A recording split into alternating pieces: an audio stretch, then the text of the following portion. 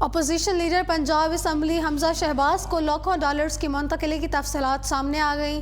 حمزہ شہباز کو لاکھوں ڈالرز کی ٹرانزیکشن 2013 سے 2017 کے درمیان ہوئی۔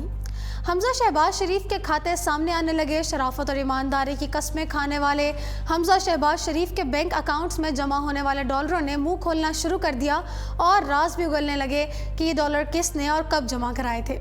ناظرین، اپوزیشن لیڈر حمزہ شہباز کو لاکھوں ڈالرز کی ٹرانزیکشن کی تفصیلات منظر عام پر آ گئی ہیں۔ نیب نے ٹرانزیکشن سے متعلق رپورٹ عدالت میں جمع کروا دی۔ عدالت میں جمع کرائی گئی رپورٹ کے مطابق حمزہ شہباز کی ٹرانزیکشن 2013 سے 2017 کے درمیان کی گئی ہیں اور انہوں نے 7,87,50,000 کی رقم تحفے کے طور پر وصول کی۔ نیب رپورٹ کے مطابق 2007 میں محبوب نے 2 جولائی کو 1,65,965 ڈالرز، ہارون یوسف نے 2 جولائی کو، محمد رفیق نے 6 جولائی کو 1,65,925 ڈالرز منتقل کیے۔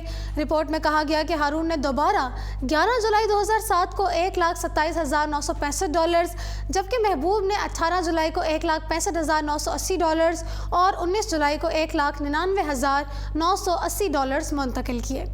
نیب نے بتایا کہ 2007 میں ہی منظور احمد نے 23 جولائی کو 1,67,980 ڈالرز، ناصر نے 23 ستمبر کو 1,65,976 ڈالرز، محبوب نے 4 اکتوبر کو 79,980 ڈالرز اور 23 اکتوبر کو 1,65,980 ڈالرز منتقل کیے۔ منظور احمد نے پھر 5 دسمبر 2007 میں ہی 1,83,960 ڈالرز، عرفان نے جنوری 2008 کو 1,65,967 ڈالرز، جبکہ غلام رسول اور قدیر احمد نے 29 جنوری 2008 کو 97,960 ڈالرز منتقل کیے۔ رپورٹ کے مطابق غلام رسول نے دوبارہ 1 فروری 2008 کو 2,51,000 ڈالرز کی 2 ٹرانزیکشن کی، جبکہ محمد شکور نے فروری 2008 میں 1,39,055 ڈالر کی رقم منتقل کی۔ خیال رہے کہ 10 جولائی کو احتساب عدالت میں آمدن سے زائد اثاثہ جات کیس میں حمزہ شہباز کے جسمانی ریمانڈ کیے گئے تھے، جو کہ 24 جولائی تک توسیع کی گئی تھی۔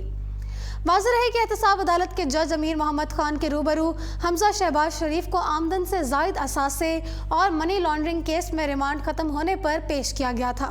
تفتیشی افسر نے عدالت کو بتایا تھا کہ حمزہ شہباز کی جوہر ٹاؤن کی پراپرٹی کا الیکشن کمیشن کے کاغذوں میں ذکر تک نہیں۔ 18 کروڑ کی رقم کے حوالے سے پوچھ گچھ کرنی ہے، اس لیے حمزہ شہباز کا ریمانڈ دیا جائے۔ عدالت نے تمام دلائل سننے کے بعد حمزہ شہباز کا 14 روزہ جسمانی ریمانڈ دیتے ہوئے 24 جولائی کو دوبارہ پیش کرنے کا حکم دے دیا تھا۔ جی ناظرین، فی الوقت اردو پوائنٹ سے اتنا۔